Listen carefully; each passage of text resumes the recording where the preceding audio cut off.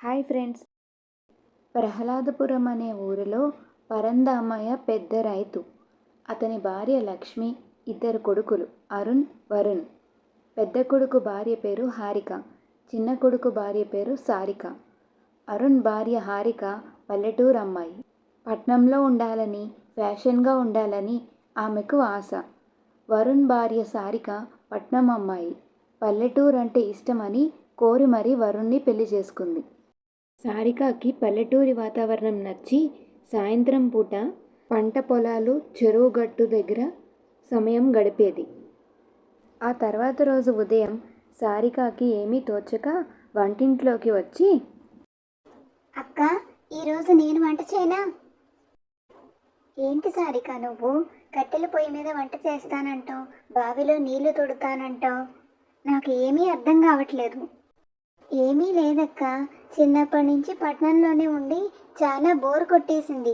ఎప్పుడూ రోడ్డు మీద జనాలు, బైకులు, మొత్తం వాతావరణ కాలుష్యం, అసలు స్వచ్ఛమైన గాలే ఉండదు.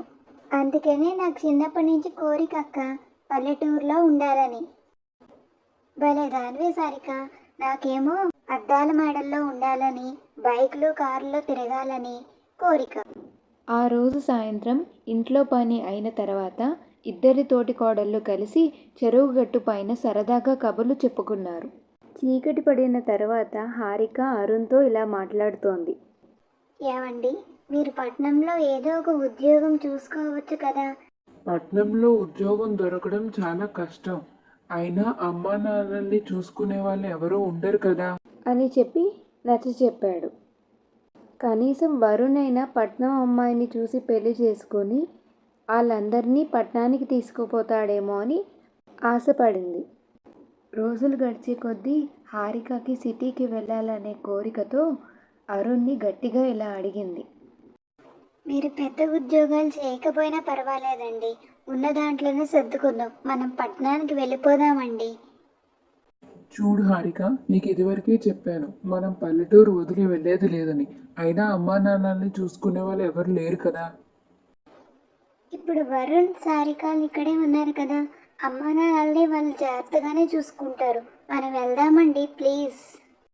ఈ విషయం గురించి ఇంకా మాట్లాడుకు హారిక, నాకు కోపం వస్తోంది. వాళ్ళిద్దరి మధ్య గొడవ లక్ష్మి చూసి, ఏంటి పెద్దోడా, ఎందుకు గొడవ పడుతున్నారు? అమ్మా, హారిక పట్నం వెళ్దామంటోంది, చెబుతుంటే వినట్లేదు. పెద్దోడా, ఏదైనా అనుభవిస్తే కానీ తెలియదు.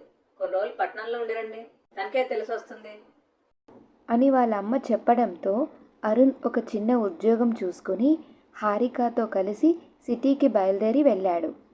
హారిక సంతోషానికి హద్దులే లేకుండా పోయాయి. రోజు సాయంత్రం పార్క్కి వెళ్ళడం, శనివారం ఆదివారం సినిమాలకి షికార్లకి తిరగడం, జీవితం హాయిగా సాగిపోతోందని హారిక సంతోషంగా ఉంది. కానీ విపరీతమైన ట్రాఫిక్కి, వాతావరణ కాలుష్యానికి, కొంచెం అనారోగ్యానికి గురవుతోంది. అయినా సరే తనకి పట్నం జీవితమే బాగుంది అని అనుకునేది. బాగా అనారోగ్యానికి గురై హారిక పడుకోవడం చూసి, ఏంటి హారిక, పడుకున్నావు? ఒంట్లో బాగోలేదా? అప్పుడు హారిక లేచి, ఏంటండి, జనాలు ఎప్పుడు రోడ్డు మీదే ఉంటారు, ఇంకో పనే ఉండదా వీళ్ళకి? అందరూ నీలాంటి వాళ్ళే, సిటీ మీద మోజుతో ఇక్కడికి వచ్చిన వాళ్ళే. సిటీ సిటీ అనుకుంటూ ఊర్లు, వ్యవసాయం వదిలేస్తే ఇలాంటి సమస్యలే వస్తాయి. అవునండి, నిజమే. ఇక్కడ ఏది కొనాలన్నా కష్టమే, ఎక్కడికైనా వెళ్ళాలన్నా కష్టమే. సంపాదన నేల మీద, ఖర్చేమో ఆకాశంలో అంటూ ఆలోచిస్తూ ఉండిపోయారు భార్యాభర్తలిద్దరూ. వారి సమస్య అర్థమయ్యి తిరిగి పల్లెటూరికి వెళ్ళిపోతున్నారు హారిక, అరుణ్ ఇద్దరు. పల్లెటూరికి రావడంతోనే తన చెల్లెలు సారికతో కష్టాలు చెప్పుకుంది. నువ్వు చెప్పింది నిజమే సారిక. సిటీ సిటీ అని పరుగులు తీసి అక్కడ ఏం సంతోషంగా ఉన్నాను. ఆ జనాలు, ఆ కాలుష్యం చూసి బాబోయ్ అనిపించింది. అవునక్క, నువ్వు చెప్పింది నిజమే. మొదట్లో నాకు నచ్చిన పల్లెటూరే ఇప్పుడు బోరు కొడుతోంది. ఎవరైనా ఫ్రెండ్స్ని కలుద్దామన్నా అస్సలు అవ్వట్లేదు. పల్లెటూరులో కూడా అన్ని వసతులు పెట్టుకుంటే నేనేమో పాత పద్ధతులే మంచివనుకుని చాలా కష్టపడి కాళ్ళు చేతులు నొప్పి తెచ్చుకుంటున్నాను. వీళ్ళిద్దరి మాటలు విన్న లక్ష్మి దూరపు కొండల నునుపు అంటే ఇదే. హారిక పల్లెటూరులో పుట్టి పెరిగింది. పట్నం గురించి విని గొప్పగా ఊహించుకొని అక్కడ ఉండాలని అనుకుంది.